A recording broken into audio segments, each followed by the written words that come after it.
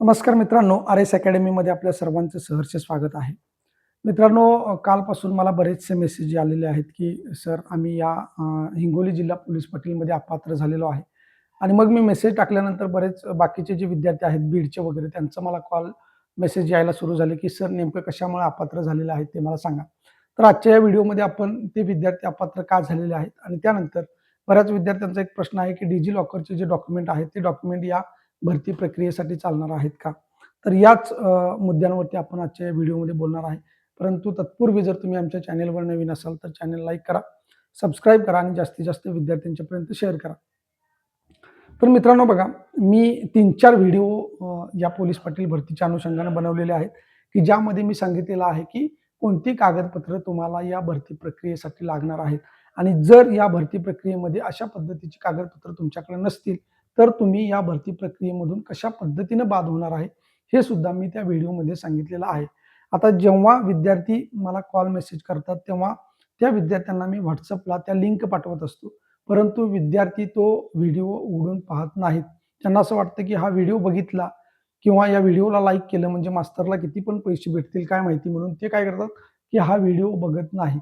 परंतु जे विद्यार्थी व्हिडिओ बघत नाहीत त्यांचाच तोटा झालेला आहे. ज्या विद्यार्थ्यांनी चांगल्या पद्धतीनं हा व्हिडिओ बघितलेला आहे, समजून घेतलेला आहे आणि गाफील न राहता ज्यांनी डॉक्युमेंट चांगल्या पद्धतीने तयार ठेवलेले आहेत, ते विद्यार्थी आज या ठिकाणी पात्र झालेले आहेत. तर मुद्दा जो आहे हिंगोली पोलीस पाटीलचा, की विद्यार्थी अपात्र का झालेला आहे? तर बऱ्याच विवाहित महिला या ठिकाणी अपात्र झालेल्या आहेत. कारण त्यांनी काय केलेलं आहे, की वडिलांच्याकडचं जे डोमिसाईल आहे, ते डोमिसाईल या ठिकाणी अपलोड केलेलं आहे. मी वारंवार तुम्हाला सांगितलेलं होतं, की दोन्हीकडचे डॉक्युमेंट तुम्ही काढून घ्या. त्यानंतर तुम्हाला एस-डी-एम ऑफिसचा जो नंबर दिलेला आहे, त्या नंबरवरती कॉल करा. जो हेल्पलाईनचा नंबर दिलेला आहे, त्या हेल्पलाईनवरती कॉल करा. तिथे त्यांना विचारून घ्या आणि मी एका व्हिडिओमध्ये सुद्धा सांगितलं होतं, भरती प्रक्रियेचे नियम हे वेगवेगळे असतात. प्रत्येक जिल्ह्याचे जिल्हाधिकारी त्यांची कमिटी जी आहे, एस-डी-एम ऑफिसचे अधिकारी वगैरे यांनी जे ठरवलेलं असतं, त्याच्यावरती ते डिपेंड असतं आणि म्हणून मी तुम्हाला एक गोष्ट सांगितली होती, की तुमच्या ज्या अडचणी आहेत, माझ्या परीनं जेव्हा शक्य होतं तेवढ्या प्रश्नांची मी उत्तरं दिलेली आहेत. परंतु जेव्हा मलाही एखाद्या प्रश्नाचं उत्तर सापडत नाही, त्यावेळेला मी तुम्हाला सांगितलं होतं, की जो तुमचा हेल्पलाईनचा नंबर दिलेला आहे, त्या हेल्पलाईनला कॉल करा आणि मग तुम्ही तो फॉर्म भरा. परंतु विद्यार्थ्यांनी काय केलं, की कुठलाही व्हिडिओ बघितला नाही, कुठलाही हेल्पलाईन नंबर बघितला नाही. जुने डॉक्युमेंट होते ते जुने डॉक्युमेंट अपलोड केलेले आहेत. वडिलांच्याकडचं डोमिसाईल अपलोड केल्यामुळं विवाहित महिला बऱ्यापैकी अपात्र झालेल्या आहेत. कारण मित्रांनो, तुम्ही जर विवाहित झाला आणि तुमच्या गावामध्ये विवाहित म्हणजे पतीकडच्या गावामध्ये जर का जागा रिक्त असेल पोलीस पाटील पदाची, तर त्यामध्ये एक अट आहे, की तुम्ही त्या गावाचे रहिवासी असणं आवश्यक आहे. म्हणजे तुम्हाला डोमिसाईल जे आहे ते पतीकडचंच लागणार आहे.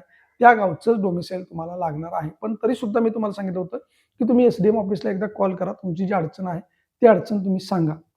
आता एका महिलेने मला फोन केला होता, की "सर अभ्यास प्रचंड प्रमाणामध्ये केलेला आहे. 2-2.5 महिने तयारी केलेली आहे. अभ्याससुद्धा चांगला झालेला आहे. परंतु आत्ता मी अपात्र घोषित झालेलो आहे." आणि अपात्र घोषितचं कारण ज्यावेळेस बघितलं तर त्यांनी काय केलेलं होतं, की वडिलांच्याकडचं डॉक्युमेंट जोडलेलं होतं डोमिसाईलचं, त्यामुळे अपात्र करण्यात आलेलं आहे.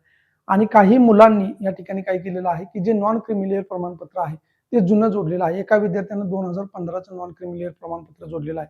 तर मित्रांनो लक्षात ठेवा, की नॉन क्रिमिलियर प्रमाणपत्र तुमचं उत्पन्न जे आहे, ते वर्षाला चेंज होत असतं. तुम्हाला त्यामुळे अपडेट राहायचं असतं आणि ही जी प्रमाणपत्र आहेत, ही प्रमाणपत्र नवीन सध्या जे इयर चालू आहे, त्या इयरची तुमच्याकडे असणं आवश्यक आहे.